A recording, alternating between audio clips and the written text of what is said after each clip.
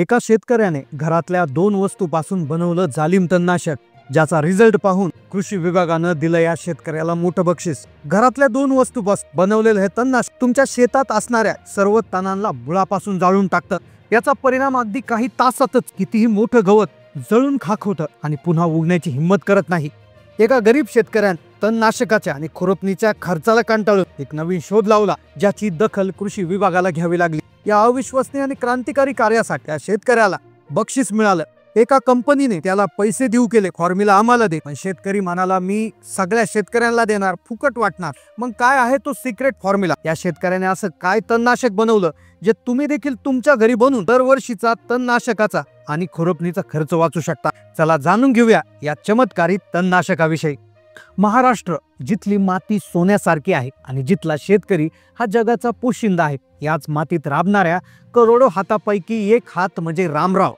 विदर्भातल्या एका छोट्यात राहणारे रामराव पिढ्यानपिढ्या शेती करणारे कष्टाळू शेतकरी। त्यांची सकाळ सूर्याआधी व्हायची, दिवस मावळला तरी त्यांच्या कामाला अंत नसायचा। पण गेल्या काही वर्षापासून त्यांच्या कष्टावर आणि उत्पन्नावर एक मोठं संकट घोंगावत होतं। हे संकट होतं कधीही न संपणाऱ्या तणाचं, त्यांच्या शेतात वाढणाऱ्या गवताचं। त्यांच्या शेतात काँग्रेस आणि गाजर गवतानं थैमान घातलं होतं। हराळी आणि लवाळ्यांच्या गाठी जमिनीच्या आत असं जाळं विणत होत्या की पिकाला श्वास घेणं मुश्किल झालं होतं। खुरपणीचा खर्च डोईजड झाला होता। वर्षाला हजारो रुपये फक्त खुरपणीच्या मजुरीला द्यावे लागत होते। महागडी तणनाशक ती तर विचारायला नको। एका मागून एक फवारण्या करूनही तण काही दिवसात पुन्हा मी आहेच असं म्हणत डोकं वर काढायचं।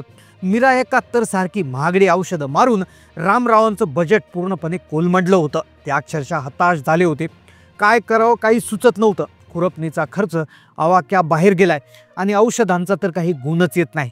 पीक वाचवायचं की हे गवत पोसायचं, हा प्रश्न रामरावांना आता पडला होता। चिंतेच्या याच वातावरणात रामराव आता मार्ग शोधत होते। एक दिवस गावातल्या पारावर बसले नसताना जुन्या जाणत्या लोकांकडून त्यांनी ऐकलं होतं की पूर्वीच्या काळी काही लोक घरगुती उपायाने शेतीतल्या अनेक समस्या सोडवायचे। हीच गोष्ट त्यांच्या मनात घर करून बसली। त्यांनी ठरवलं आता विकतच्या औषधावर अवलंबून राहायचं नाही, स्वतःच काहीतरी उपाय शोधायचा। इंटरनेटवर, कृषी मासिकांमध्ये मिळेल तिथून ते माहिती गोळा करू लागले आणि मग एका छोट्याशा लेखात त्यांना एक आशेचा किरण दिसला। घरातील 2 वस्तू एकत्र करून बनवा जालिम तणनाशक। एक असा जादुई फॉर्म्युला सापडला होता, एक असा फॉर्म्युला ज्यासाठी लागणाऱ्या 2 वस्तू प्रत्येक शेतकऱ्याच्या घरातच असतात आणि ज्या रामरावांच्या घरातही होत्या, ज्यामुळे या तणनाशकासाठी बनवण्यात येणारा खर्च शून्य होता। त्यांना विश्वास बसत नव्हता, पण प्रयत्न करायला काय हरकत होती, म्हणून त्यांनी ठरवलं हा प्रयोग करून बघावाच असं त्यांनी ठरवलं होतं। यासाठी लागणार होत्या फक्त त्या 2 घरगुती वस्तू। पहिली वस्तू होती मीठ, आपलं साधं पावडरवालं मीठ नाही तर खडे मीठ, ज्याला काही जण जाड मीठ म्हणतात। दुसरी वस्तू होती शेतकऱ्याच्या परिचयातला युरिया। या 2 वस्तू एका विशेष पद्धतीने एकत्र करायच्या होत्या। माहितीमध्ये लिहिलेलं प्रमाण त्यांनी काळजीपूर्वक वाचलं। 15 लिटरच्या पंपासाठी त्यांनी प्रमाण ठरवलं होतं, जवळपास 300 ग्रॅम खडे मीठ आणि 150 ग्रॅम युरिया। नुसतं प्रमाण महत्त्वाचं नाही, तर ती एकत्र कसं करायचं, कसं फवारायचं याची पद्धत फार महत्त्वाची होती। त्यांनी 15 लिटर पाण्याने भरलेल्या आपल्या फवारणी पंपात आधी 300 ग्रॅम खडे मीठ टाकलं। ते पूर्णपणे विरघळेपर्यंत पाणी ढवळलं। त्यात त्यांना 150 ग्रॅम युरिया त्यांनी मिसळला। आता याची फवारणी ते त्यांच्या शेतातल्या तणावर करणार होते।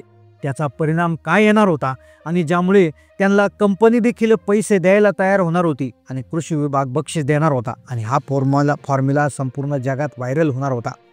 त्या माहितीमध्ये त्यांनी आणखी एक लक्षपूर्वक पाहिलं तर त्यामध्ये एक तिसरी वस्तू सांगितली होती जी स्टिकर सारखं काम करते। ती वस्तू म्हणजे कुठलाही साधा शॅम्पू। शॅम्पूमुळे हे मिश्रण तणाच्या पानावर घट्ट चिकटून बसणार होतं। त्यांनी अवघ्या ₹1 एक शॅम्पूचा पाऊच फोडून त्या मिश्रणात टाकला। पुन्हा एकदा ते द्रावण व्यवस्थित ढवळून घेतलं आणि अवघ्या ₹5-10 त्यांचं शक्तिशाली जालिम तणनाशक तयार झालं होतं। त्यांची पत्नी म्हणाली, अहो मीठ आणि युरियाने खरंच गवत जळतं का? पिकाला काही झालं तर? रामराव म्हणाले, काळजी करू नकोस, मी आधी पिकावर नाही मारणार, आपल्या घराच्या मागे कंपाऊंड जवळ गवताचं रान माजलंय ना, तिथे फवारून बघतो, काय होतंय ते कळेल। रामरावांनी देखील सावध पवित्रा घेतला होता। त्यांना हा फॉर्म्युला वर्तमानपत्रातून मिळाला होता, त्यामुळे ते त्यांच्या अशा पडीक जमिनीवर ट्राय करणार होते की जिथं त्यांनी कोणतं पीक लावलं नव्हतं। रामरावांनी सगळ्यात महत्त्वाची काळजी घेतली होती। त्यांनी हा प्रयोग थेट मुख्य पिकावर न करता शेताच्या बांधावर आणि घराच्या आवारामध्ये जिथे जिथे फक्त तण माजलं होतं तिथे करायचं ठरवलं होतं। त्यांनी पंप पाठीवर घेतला। त्यांच्या मनात क्षणभर शंका होती, काही होणार तर नाही ना, आपण केलेला फॉर्म्युला सक्सेस होईल का? पण त्यांना माहिती नव्हतं या फॉर्म्युल्यामुळे त्यांचं नाव संपूर्ण महाराष्ट्रात व्हायरल होणार होतं। त्या निवडलेल्या जागेवर व्यवस्थित त्यांनी फवारणी करायला सुरुवात केली। प्रत्येक पान, प्रत्येक कोंब त्या द्रावणाने भिजावा याची त्यांनी खात्री केली। फवारणी झाली, आता प्रतीक्षा होती निकालाची। मनात धाकधूक होती, हा उपाय अयशस्वी ठरला तर वेळ आणि पैसे आणि हे सगळं वाया जाणार होतं। त्या दिवशी दुपारी त्यांनी फवारणी केली होती। संध्याकाळी त्या ठिकाणी दुपारी ऊन असल्यामुळे ते थोडेसे झोपले।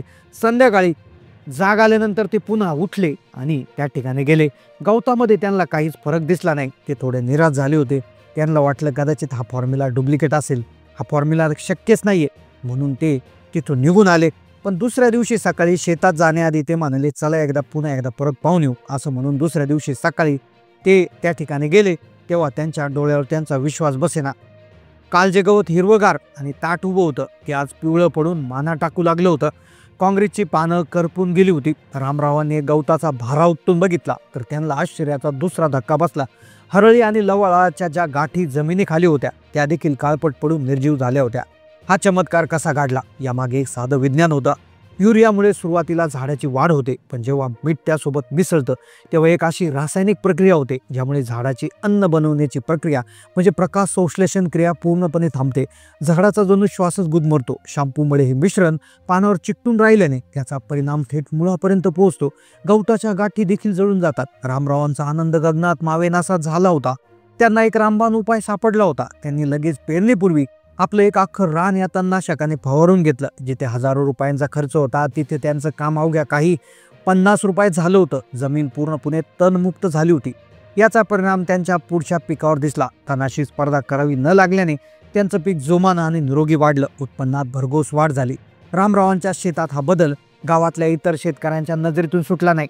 रामराव असं काय केलं की तुमच्या शेतातला एक काडी कचरा दिसत नाही, लोक विचारू लागले। रामराव स्वार्थी नव्हते। त्यांनी आपला जादुई फॉर्म्युला कुठली अपेक्षा न ठेवता गावातल्या सगळ्या शेतकऱ्यांना सांगितला।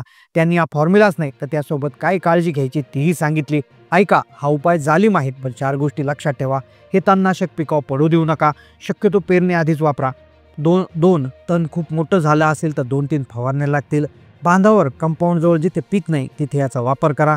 आणि हे सरसगट सगळ्या झाडाला लागतं, त्यामुळे पिकात मारताना खूप काळजी घ्या। बघता बघता रामरावाच्या प्रयोगाने संपूर्ण गावाची शेती बदलली। खुरपणी, महागड्या तणनाशकाचा खर्च वाचला।